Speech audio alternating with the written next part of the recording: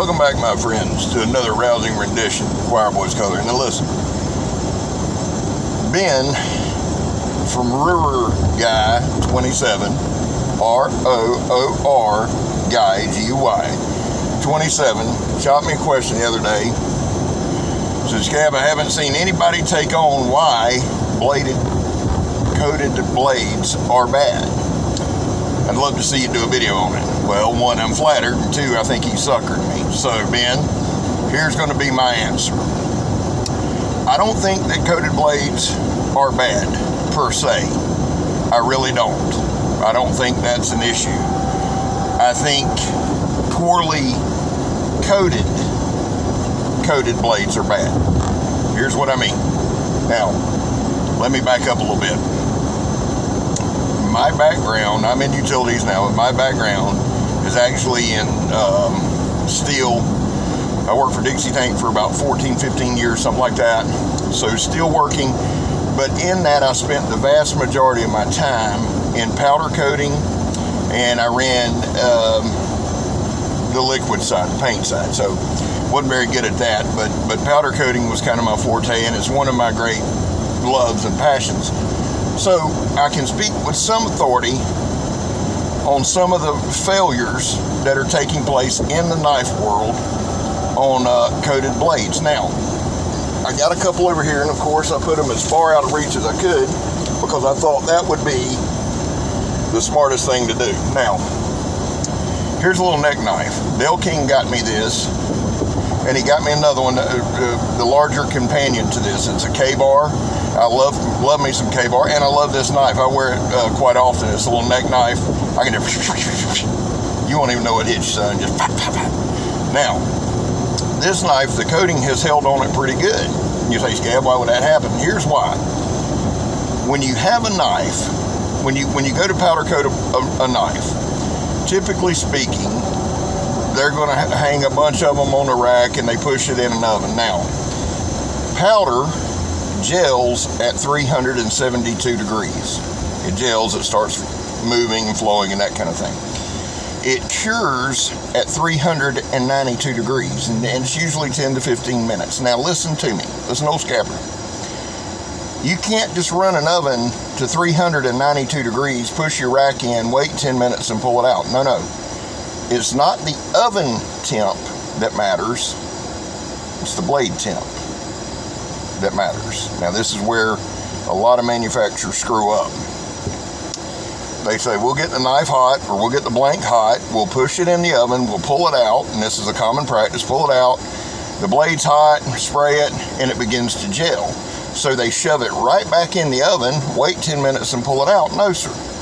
For a blade this size, it will probably take 10 minutes just to get to heat, okay? So if you got a bigger knife, the bigger the knife, the longer, bigger, thicker the knife, the longer it takes to get that blank to heat. For instance, y'all know it's going to have a for instance in there. Here's a prime example. Now, this is another K-bar, and I'm not picking on K-bar, or the Becker K-bar. Some of their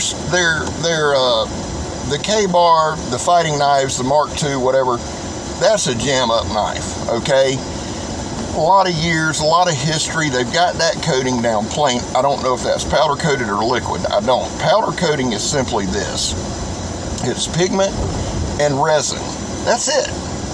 No volatiles. So it's kind of nice, and it's good. See, people have this idea that powder coating is purely aesthetic. That's not true. Powder coating, you can take 3 mils of powder coat, cured out powder coat, and the equivalent to that would be 6 to 8 mils of wet paint. So you can put thinner on that lasts longer. Now, for a knife like this to get the temperature, it's going to take about 15 minutes. So it's 15 minutes to get the temp, and then it's 10 to 15 minutes for that powder to cure out.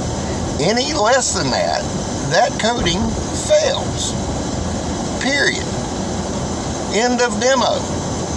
That's one of the biggest things. But the major reason, the biggest reason that powder coating fails is this. It's blade preparation before it's powder coated. Now, because I love powder coating and electric coating and all that kind of stuff, I watch a lot of videos and see, and I'm not one of those, oh, they're doing it wrong. No, but if they're doing it wrong, they're doing it wrong.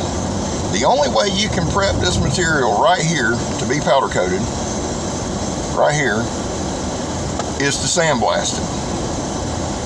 I don't want to hear about, oh, we acid etch, and it doesn't matter. It does not trump sandblasting. Save it, dude. If you're an at-home guy and you got a little powder coating kit, go to Arbor Freight, go to one of them places, get you one of them little cabinet blasters. I think they're $200-300 max, and sandblast it, dude. You don't want to use silica, use garnet, use Star Blast, use something like that, and prep this blade. This blade was not sandblasted. See that shining? See this back here? Here's this coating still. And some of this could have got to temp, but this fell off within 2 weeks. This knife here is holding strong. Why is that? It's thinner, it got to temp, and it's tough, man. So, Ben, to answer your question, I don't think coated blades are bad. Now, I don't like the aesthetic of them, so some guys have a problem with that. I do know that I'm terrible on camera stuff. Sorry about that. I do know that some companies go to that real rough grit type powder coating.